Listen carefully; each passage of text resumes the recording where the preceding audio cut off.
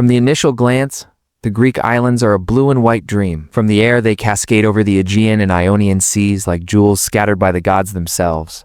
Their cliffs tumble into turquoise water. Their harbors beckon boats from the farthest corners of the world. Their villages glint in the sunshine with a beauty that appears ageless. Today we set flight among the skies to look at the Greek islands as never before, up from the air. We begin in Santorini, a crescent-shaped island formed by a volcanic eruption thousands of years ago. From the sky, its caldera is breathtaking, a natural amphitheater embraced by the blue waters of the Aegean. Clinging to its cliffs are villages like Oja and Fira, their whitewashed houses stacked on top of one another like sugar cubes. Domes and bell towers defiantly facing the horizon. At sunset, the island glows golden light, a reminder why Santorini is one of the most romantic places on earth. It is where time freezes, where love lingers in the air, and where loveliness has no limits. A short flight away lies Mykonos, a contrast island. From the air, its beaches lie out as gold ribbons against a rocky shore. Mykonos towns, celebrated windmills, stand atop labyrinthine alleys, where white buildings are dappled with splashes of bougainvillea. It is an island that never sleeps. Its energy flows from the town's winding streets to the open water. And yet, even from the air, surrounded by beat and nightlife, there is peace boats rocking gently in the harbor, fishermen casting nets, and the timeless closeness between islanders and the sea. Further south, the great island of Crete appears on the horizon. It's larger than all the rest. Crete is a world unto itself.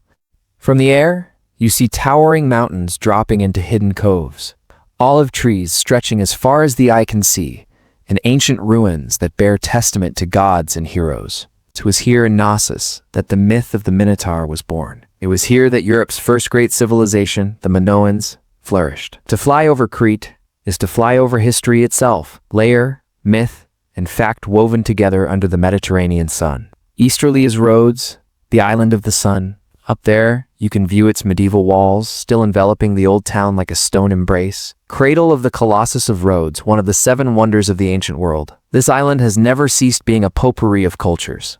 From Knights of St. John to Ottoman sultans, all left their mark. Now from the air, Rhodes is a living museum surrounded by glassy seas. But Greece's loveliness is not in the historic names. Pattered across the seas are lesser islands Naxos, Paros, Milos, and there are hundreds more. Oh!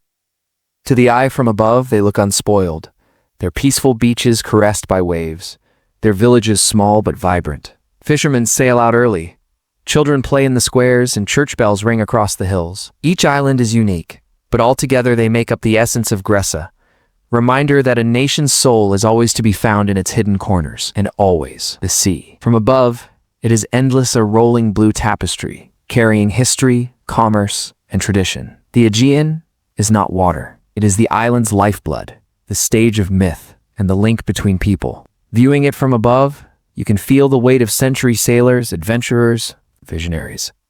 Attracted by the same horizon that lies before you today, the Greek islands remind us of what matters most. They remind us that beauty does not age, history is not in the past, and sometimes the simplest things, sunlight on whitewashed walls, waves upon boulders, laughter in a village square, are what remain with you for an eternity. These islands are not where one arrives. They are a feeling, an ethos, a reminder to slow down, get connected, and let the world get its hands upon your heart. As our flight across the Greek islands comes to an end, remember this: the world is large, but experiences such as these remind us how small and intertwined we all are. If this point of view moved you, if it reminded you of the beauty that lies just beyond your doorstep, don't keep it to yourself.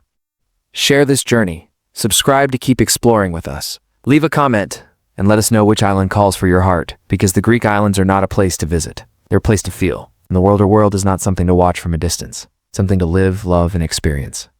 So until our next flight, continue to dream, continue to travel, and keep your heart open to the beauty above.